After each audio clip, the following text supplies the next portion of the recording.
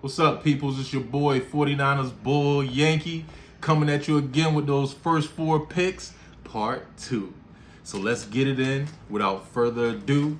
Our first two games our first slate of games that I have up is Fairleigh Dickinson versus Texas Southern. Fairleigh Dickinson coming out of the Northeast Conference. They were second in their conference for this past basketball season for college. And their leading scorer, Dimitri Roberts, which is the guard, averaging 16.7 points per game at a 42% shooting average. So he's hot. We have a rebounder. The top rebounder for them is Joe Munden Jr., guard, at 4.9 rebounds per game for Fairleigh Dickinson.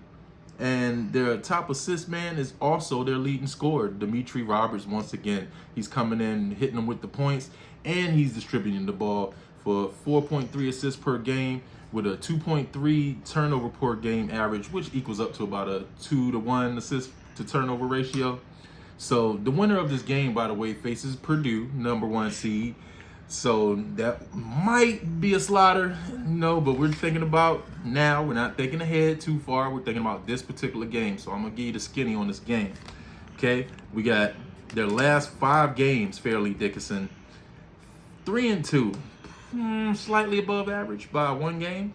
And key wins of the season, just one, to be honest with you. And that was St. Joseph's. They beat St. Joseph's in December by 17 points, for whatever that's worth. St. Joseph's was not even in the tournament, so that's the best gauge of them for the season. Well, take it for what it's worth, guys. I'm just giving you the info here. The most points they scored this whole season, 106 points, which is not shabby, but it was against Mercy, man. Did you even know Mercy existed? Me either. So that was back in November. Let's switch over to Texas Southern, coming from the Southwestern Athletic Conference, the SWAC for short. And they were 8th in their conference. 8th. Their overall record for this year was 14-20. So they had to win their tournament to get in, just like Fairleigh Dickinson, but Fairleigh Dickinson fared a little bit better during the year. So their leading scorer for Texas Southern is Devon Barnes. I ain't mean to mess your name up, cuz. It's 13.6 points per game at a 44.2% shooting rate, which is not shabby at all. Their top rebounder is Jordan Carl Nichols at 8.9 rebounds per game, nearly 10. And their top assist guy, PJ Henry, 2.1 assists per game. But he also has a 2.1 turnover per game average. So it's pretty balancing. This is pretty much balancing itself out, is what I meant to say. So basically, every time he makes his assist, he makes a turnover right afterwards. So the key wins for Texas Southern, though, because they had a lot of injuries this year. They beat Arizona State in November by 1. They've played a lot of big name competition this year as well. Not many wins, as you can see, by the 14-20 record, but they have scheduled a lot of big teams outside of conference. So they're battle tested and they're ready for this game. The most points they scored this season was 95, and that was a win versus North America College in December. Aren't we in North America? I'm just saying. But anyway, I'm going to give you the pick, and that's what you came for. So here it is. My pick, Texas Southern by 11+. For all my FanDuel cats, Texas Southern by 11+. Texas Southern has been in this position the last several tournaments.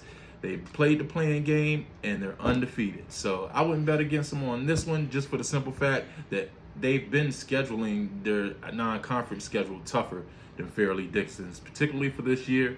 So I'm looking for a blowout by Texas Southern. Could be a close game, though, so I'll give you flip side. On the flip side, we got Fairleigh Dickinson. If you want to go with Fairleigh Dickinson on your spread by 1 to 5 points, if Fairleigh Dickinson wins, they're going to barely win. Texas Southern got the firepower and the resume to blow these boys out the water by 11+.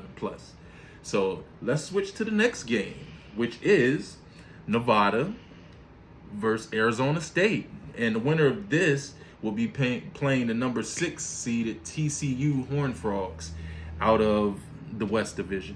The West bracket, I'm sorry. Nevada's record this year was 22-10. Their leading scorer was Gerard Lucas guard at 17.3 points per game at a 41.4% rate. So he had a good shooting rate as well. Rebounder leader for Nevada this year was Darion Williams at 7.3 points per game. 7.3 rebounds per game. I'm sorry. I was reading the point thing. But the leading rebounder for Nevada, Darion Williams, 7.3 rebounds per game.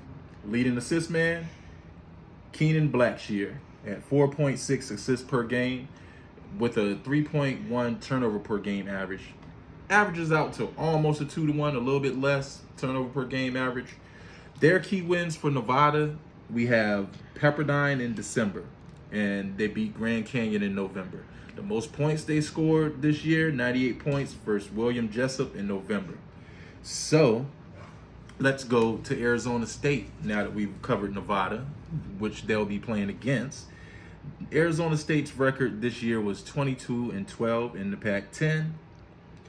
And let's see, they're also favored to win this game by 2 points, just to let you know that for the spread for Vegas. The first game I covered, Fairleigh Dickinson versus Texas Southern. It says Texas Southern is favored by 3 points in this for Vegas on the spread. Just to backtrack and let you know that, because I skipped that. Sorry about that, guys. We have leading scorer for Arizona State at Desmond Cambridge Jr. at 13.7 points per game at 39.3% shooting. Their leading rebounder, Warren Washington, forward at 6.9 rebounds per game.